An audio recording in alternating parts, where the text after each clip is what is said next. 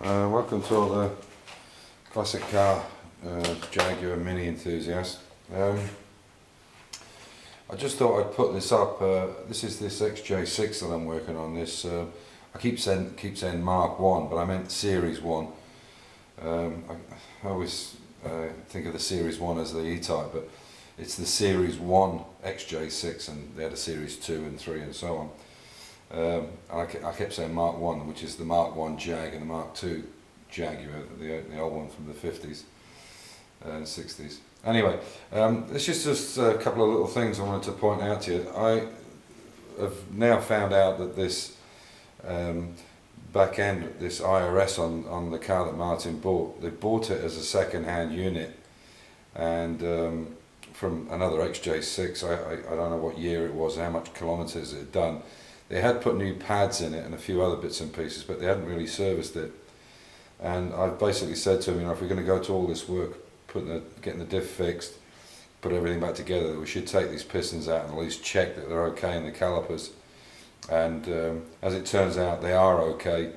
And I'm just going to fit new seals and new dust covers for them. They need a little bit of a tidy up, and then we'll refurbish it. So over the next 2 or 3 videos, I'll refurbish these the same as I did with the E-Type. They're basically the same setup. The handbrake is exactly the same, and I would imagine this probably came from the Series 2 E-Type.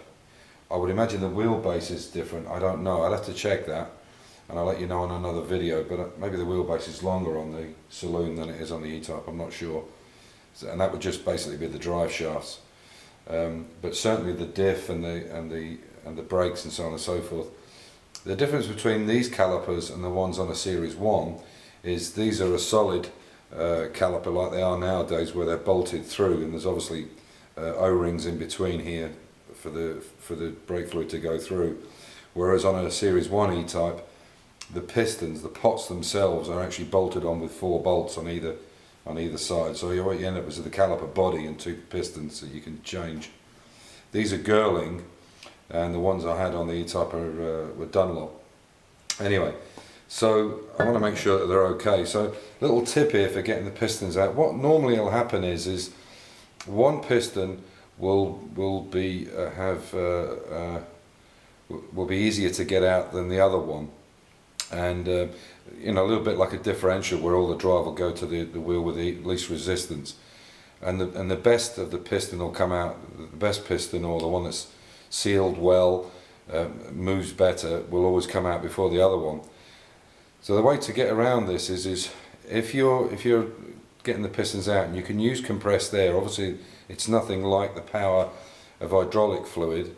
We're talking about tons of pressure on a cylinder that size. It's actually quite amazing how many tons of pressure would be on that.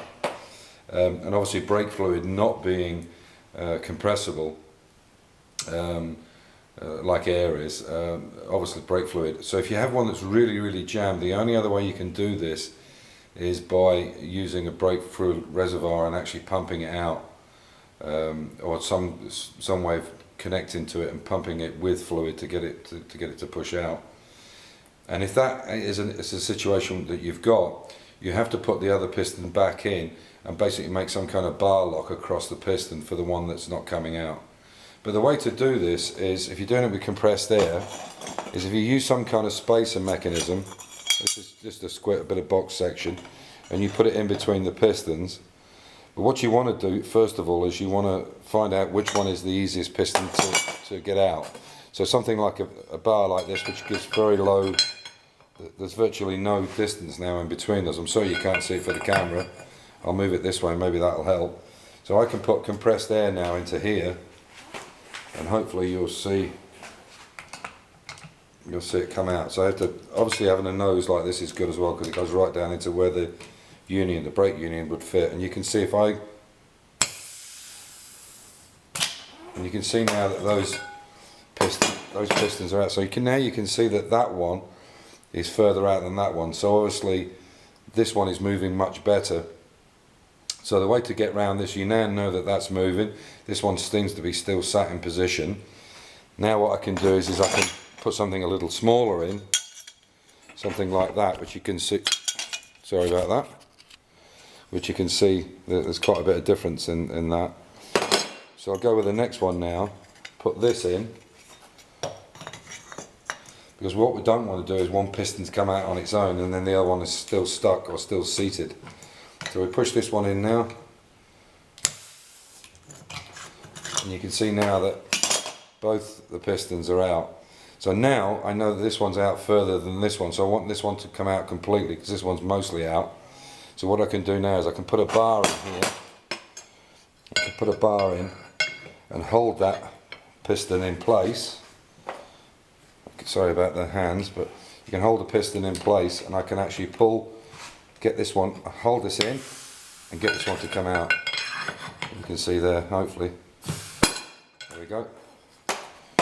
And that's both the pistons out. And this one here will probably need, and then all you need to do then, if you can't get it quite out, all you need to do is basically just come on the end here and just pull at the end of the piston, and then it'll, there you go. It's because it's cocked at a slight angle, and then what you have to do is just get hold of it, and there we go. And what you want to do with this is to try and, there you go, and there's the other one. So basically, as I say, you want to find out which is the laziest piston, and that's the one you want to concentrate on, the one that's moving. If you then take it out and the other one's stuck, you've got nothing in here to hold the piston together. And as I say, the very worst case scenario, you could put a bar, build some kind of bar to go across that piston with bolts here going across it and on the bottom, and then hold it and clamp it in place. That would be a way to do it. So that's just a little tip for doing calipers, and any caliper will work the same way. What I've done today now, I've ordered everything up for this, so over the next week or so, when I get the parts from England from S&G Barrett, I'll rebuild these so they're ready to go back on again, and I'll show you all the parts that I'm changing. One of the parts on this which has been superseded is this small item, if I can find it. Here we go. Which is this, which is what they call a pull, and basically this fits onto the. I'll find it in a minute. Onto the adjusting nut, which is. Excuse me for this. Where are we? There's the adjusting nut. Second. Oh, there we go. So this fits onto here, and basically that is ratcheting on there. So this is called an adjustment nut, and this is the pull. And basically what happens is this is spring loaded, and this is the original system where they had a spring in them. And the problem with this is this spring gets very rusty, and then it stays open like this. So it's not actually making contact with this part. So what happens is this is pushed in. You imagine if I don't even can hold it. But you imagine that's in and it's not touching that adjustment nut. So what they've done now is they made one which is a bimetal spring. So it's an adjustment pull, but with just a bimetal spring and no spring internally of it, or no two pieces. It's one piece, and that's a really good upgrade because there's nothing really can go wrong with it. Anyway, so that's it. I'll pick up the camera, just give my hands a bit of a clean, and that's it. Just to finish off quickly, nearly got this all finished, but I just wanted to let you see how much filler these guys have put in. It's all in the base. Fortunately on that side it's pretty good, but this one needs to come off, and obviously I don't want to leave it like that. I'm going to burn it all off because there's not much in the wings, it's just here on the bottom. And instead of lead loading it, they've just filled it with filler or Bondo. So I'll take all this off because that'll need a lot of heavy blast to get that out. So I'll take that off, and then it'll be going away tomorrow. So thanks for watching in. I hope the tips on the brakes have been okay, and then make a comment if you like. Bye for now. Bye.